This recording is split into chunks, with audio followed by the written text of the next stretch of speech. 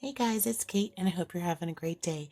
I wanted to play with some acrylic paints in my art journal, so I broke out my handy dandy styrofoam plate, and I hope you'll join me with some paints today.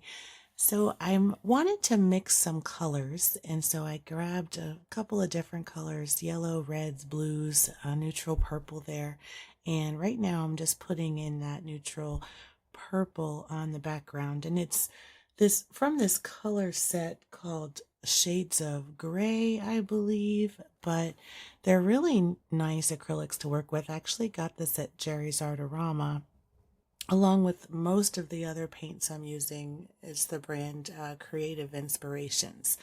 But I'm going through from the background, putting in some circles and some lines. And at this point, I really don't have any idea what I want to do. And I just want to play with paint and shapes and see what happens. So I'm going through and making my lines, my circles, playing with the different colors. That is their flesh tone, I believe, and finishing up with that. And while I'm kind of sitting there looking at it, and I decided to mix up kind of an orange color with what I had on my plate. And then I'm going to go in and make some kind of abstract blob shapes and take up the paper with those. And then I will fill those in. They ended up needing a couple of coats.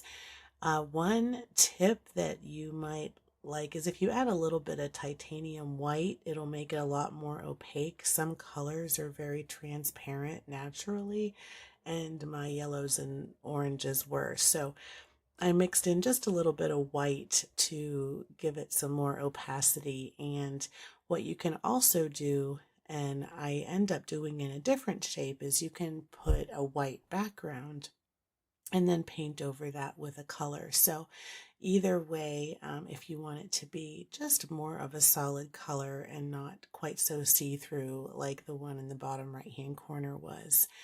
And so this is where I go in with that plain white as sort of an underlayer. And then I'll paint on top of that with more of my colors. And I'm just playing. I don't really know what I'm trying to do. I'm just trying to get a feel for the paint.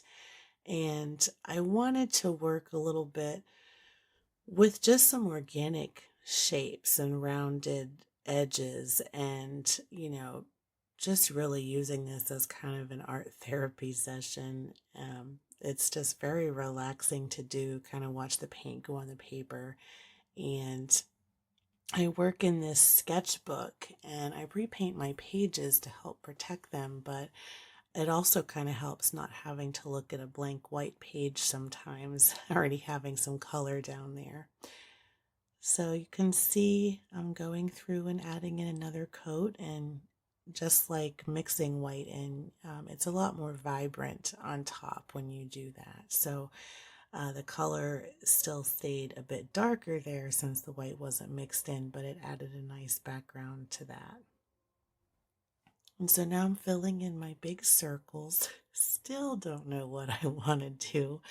I'm just playing at this point, but I weirdly ended up kind of liking how it turned out. It's very different than what I normally make, so it was a lot of fun. But I finish up with these white circles, and then I'm going to be dipping back into my plate for some more color to put down. And I decided to bring back that purple and just put it in another shape in front of it. So it'll almost be like, I don't know, I guess a border around it, but I color in those, and that will take a couple of coats as well. So I'm just kind of working in some other areas while I'm waiting for that to dry a little bit to add another coat. So I'm adding a little bit of yellow for some extra warmth to those white circles. And then I'm going into that peachy flesh tone and adding some more white to that to make it a nice brighter color. And I'm going to put that on the inside of those darker orange shapes, similar to how I did the purple.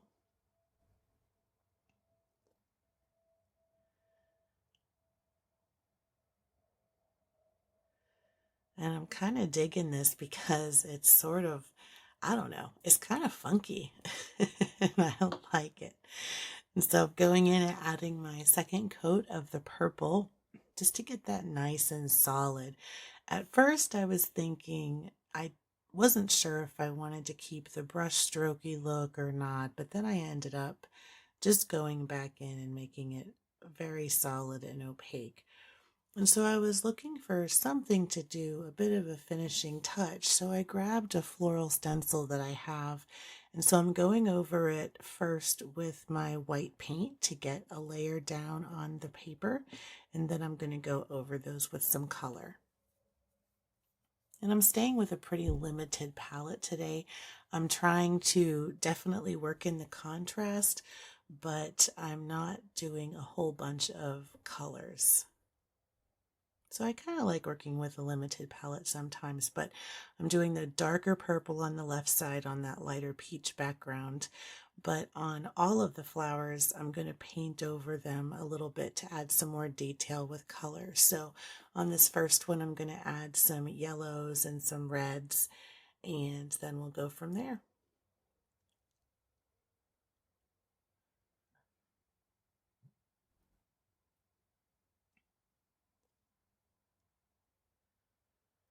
And it just kind of adds that nice little pop of detail. And it's very abstract and just really fun.